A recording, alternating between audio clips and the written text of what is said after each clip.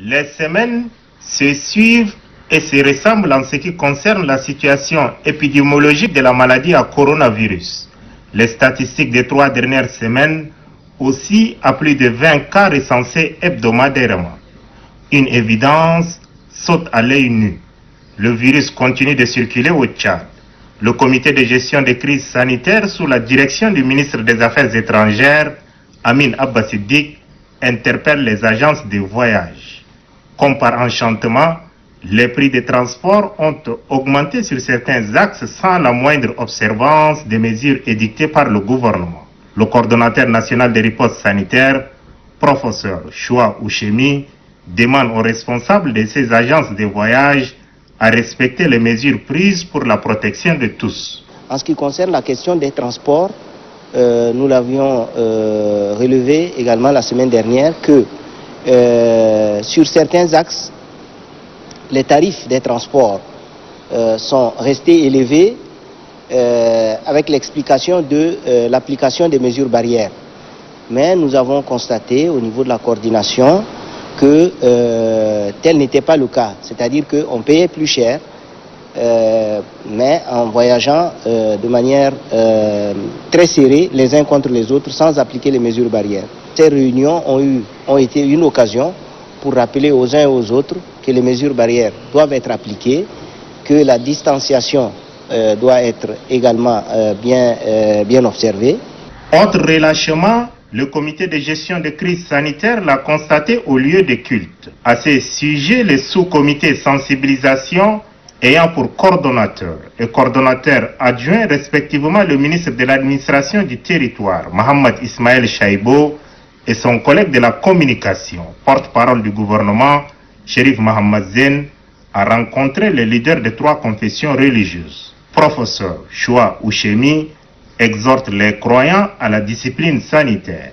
Les leaders religieux sont très sensibles et très responsables de leur rôle.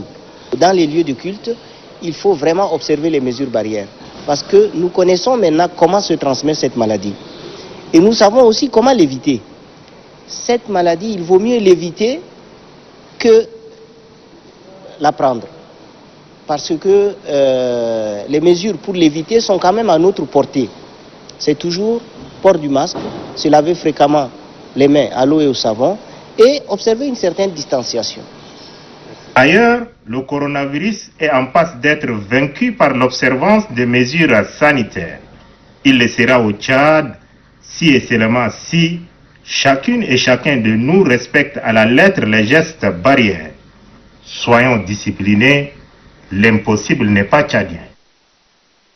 Et puis la teneur de ce communiqué de presse du ministère de la Communication au cours de sa réunion hebdomadaire tenue donc à la présidence de la République ce mercredi 2 septembre 2020 sous la direction de son président, l'ambassadeur Amin Abba Siddiq, ministre des Affaires étrangères, de l'intégration africaine et des Tchadiens de l'étranger. Le comité de gestion de crise sanitaire a passé en revue la situation épidémiologique liée à la Covid-19 dans notre pays et a fait une évaluation de l'état d'application des mesures barrières, tout en saluant la tendance stable de la pandémie dans notre pays et le suivi régulier de l'évolution de celle-ci par le ministère de la Santé et la Coordination nationale de riposte sanitaire.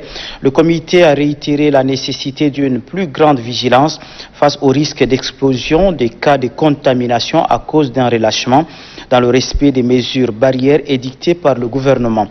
Le comité a constaté avec beaucoup de préoccupation le non-respect des mesures barrières dans les lieux de culte et les transports en commun urbains et interurbains, ainsi que la violation des restrictions non levées relatives aux attroupements autour des places mortuaires, des cérémonies de mariage et des débits de boissons.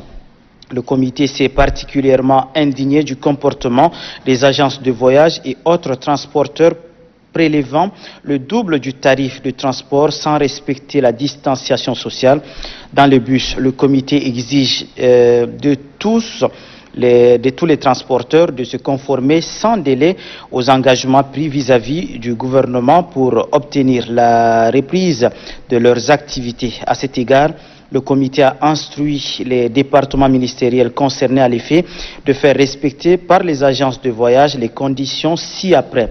Le lavage des mains à l'eau et à savon du passager avant de monter dans le bus, le port du masque tout au long du voyage, l'observation de la distanciation sociale, l'aération du bus tout au long du trajet par l'ouverture de temps en temps des fenêtres.